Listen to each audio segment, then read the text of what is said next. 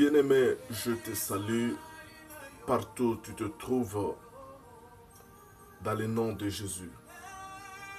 C'est encore une fois votre bien-aimé Paul Ariel Malim Toto. Je suis serviteur de Dieu par sa grâce. Bien-aimé, aujourd'hui, je vais encore une fois partager la parole de Dieu. C'est notre deuxième partie de notre réflexion. Nous étions en train de réfléchir sur quand les ennemis deviennent une bénédiction pour nous. Nous étions en train de dire ceci, que les ennemis, c'est l'adversité. Les ennemis, c'est les obstacles. Les ennemis, c'est les problèmes. Les ennemis, ce sont des situations qui se dressent devant ta vie pour te mettre d'obstacles. Et nous avons dit que l'adversité, les problèmes, les difficultés ne viennent jamais de Dieu. Mais Dieu peut les permettre dans notre vie. Il peut les permettre pour notre bien. Bien-aimés dans le Seigneur, parfois, comme Dieu nous a déjà bénis à Christ, comme nous l'avons dit dans notre précédente vidéo, Dieu nous a bénis à Christ au travers de toutes sortes de bénédictions. C'est-à-dire, un chrétien ne peut pas prier pour la bénédiction. Nous sommes déjà bénis. Mais nous avons besoin d'accéder à ces bénédictions qui nous a été données par Christ, qui nous a été données par Dieu en Christ. Nous avons besoin d'accéder à ces bénédictions. Et pour accéder à ces bénédictions, il y a des voies que Dieu utilise pour que nous puissions accéder à ces bénédictions. Et les voies de Dieu sont insondables. Les voies de Dieu, on ne peut pas les tracer. Elles sont intraçables. Dieu, à sa façon, c'est le moyen qu'il a utilisé pour l'autre, pour accéder à ces bénédictions, ne sera pas forcément le même moyen que Dieu va utiliser pour que toi tu accèdes à tes bénédictions. Dieu utilise les circonstances. Alors, bien-aimés dans le Seigneur, souvenez-vous de Joseph. Joseph avait un rêve. Le rêve d'élévation. Ces rêves-là, c'était comme des promesses de Dieu sur sa vie. Que celui qui sera à la tête de la famille et que ses frères, sa mère, son père se prosternera un jour devant lui. Il avait une promesse, il avait des rêves. Et ces rêves, c'était des rêves prophétiques. C'était Dieu qui lui montrait son devenir. Mais pour que Joseph puisse accéder là-bas, il a fallu que Joseph passe par beaucoup de choses. La première des choses, Joseph devait obéir à son père. Son père qu'il avait envoyé visiter ses frères.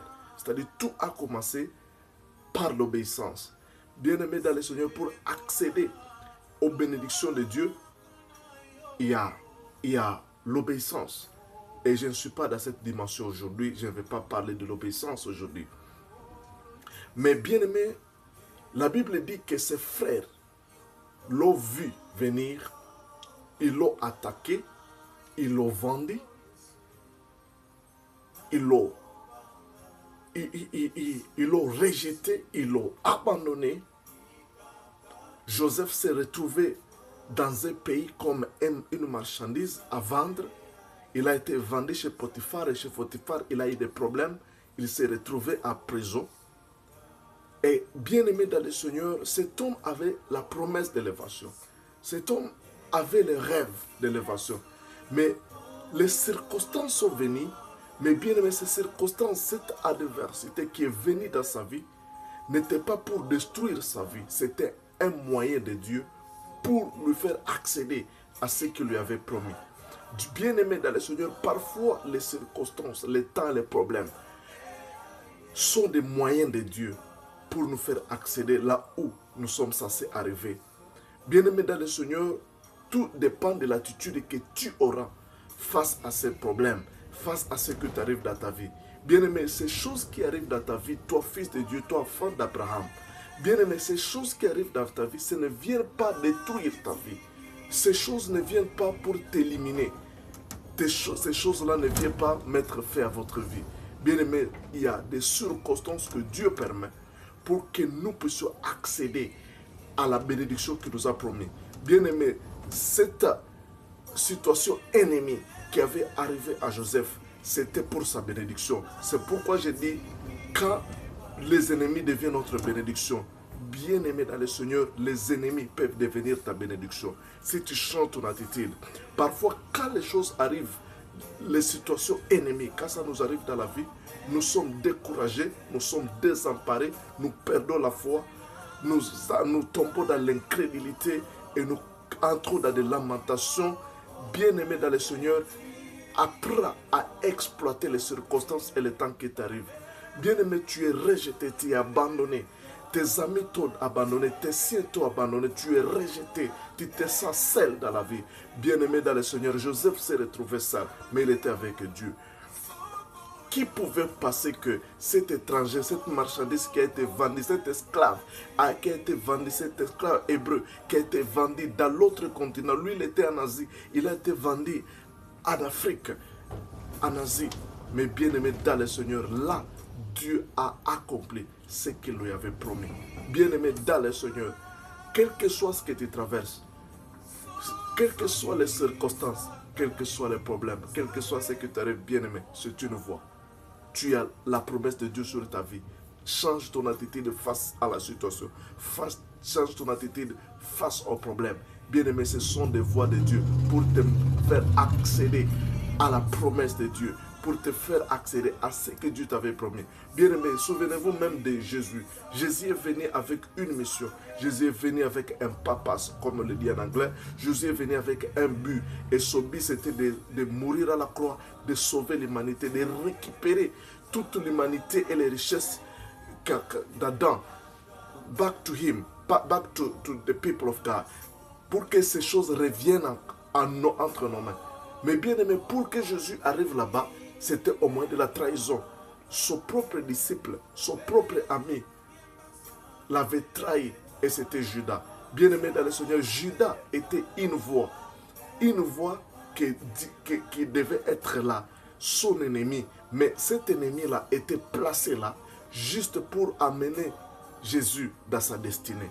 Bien aimé dans le Seigneur, il y a des gens qui te trahissent. Mais bien aimé, cette trahison, peut-être c'est une voie pour ta destinée. Bien-aimé, il y a des choses qui t'arrivent, mais ce sont des voies. Bien-aimé, voilà pourquoi je te dis, avance au milieu des problèmes. Avance au milieu des situations.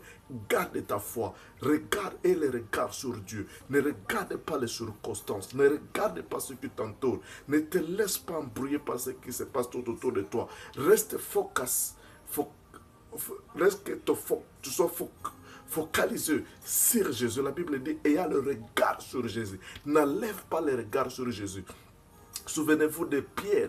Bien-aimé, il a marché sur l'eau. Mais quand les vents sont venus, parce que les vents viendront toujours. Mais bien-aimé, ces vents ne viennent pas nous tuer. Ces vents ne viennent pas nous détruire. Quand il a regardé, il a levé ses yeux sur Jésus. Il a commencé à regarder les circonstances. Il a commencé à s'affocer. Parce qu'il a levé ce regard sur Jésus. Bien-aimé, la Bible nous appelle to trust the Lord in all our heart. Nous devons avoir confiance à Dieu de tout notre cœur. Nous confions en Dieu de tout notre cœur. Avoir notre foi totale à Dieu. Avoir une attitude positive au milieu des circonstances et des temps qui nous arrivent et des choses qui nous arrivent, l'adversité qui nous arrive, tout en croyant que Dieu est capable d'utiliser, de transformer. Donc tous ces circonstances, c'est comme des machines que Dieu utilise, c'est comme une usine de transformation pour nous faire accéder à ce que Dieu nous avait promis. Alors bien aimé, change ton attitude face au problème. David, on n'a jamais parlé de Goliath avant David. C'est Goliath-là qui était venu. Goliath a été créé pour David. David était loin de Dieu, mais il était derrière le troupeau de son père, méconnu. Personne ne le voyait, personne ne pouvait même, ne connaissait pas David. Mais pour que David soit là, il a fallu qu'un ennemi se présente. Il a fallu qu'une adversité se présente. Il a fallu qu'un problème se présente. Et ce problème, c'était Goliath. Et quand il a terrassé Goliath, tout le monde commençait à chanter que c'est David qui a tué 1000, et qu'il a tué 10 000, et Saïl a tué ses 10 000. Non, David a tué ses 10 000, et Saïl a tué 1000. Pourquoi? Quand est-ce que David fit connaître, c'est après le problème, après les circonstances, après cette situation qui s'est présentée, c'est Goliath. Bien-aimé, il y a des Goliaths qui viendront dans ta vie, mais ces Goliaths, c'est pour que tu sois manifesté, c'est pour que tu sois visible, c'est pour que les promesses de Dieu que Dieu t'avait promis soient manifestées. Bien-aimé dans le Seigneur, tu es dans une situation, n'importe quelle situation, ça ne compte rien. N'importe quelle situation, c'est une usine de Dieu. C'est voilà pourquoi Paul dit ceci. Toutes choses concourent au bien de ceux qui aiment Dieu. Toutes choses concourent au bien de ceux qui aiment Dieu. Si tu aimes Dieu, tu es un enfant de Dieu. Bien-aimé dans le Seigneur, toutes choses, Dieu peut les mettre, peut les faire concourir à ton bien. Voilà pourquoi change ton attitude face à la situation. Que Dieu te bénisse. Des plus beaux que ton nom. Rien de plus saint que le sang du pardon. Je vais n'être qu'à toi. Jésus, mon roi. D'adoration. Tu es le roi des gloires. Notre victoire est digne es-tu, Seigneur, Emmanuel. Jésus est avec toi, Emmanuel est avec toi. Quel que soit l'état, les circonstances, tu n'es pas seul. Tu n'es pas seul, tu es avec Dieu. Et avec Dieu, tu es majoritaire. Avec Dieu, tu formes la majorité. Bien-aimé dans le Seigneur, celui qui est à ton côté, il est majorité. Il est plus qu'un vainqueur. Il a terrassé Satan. Tu es le vainqueur. Ces circonstances, c'est une bénédiction pour toi. Que Dieu te bénisse. Amen.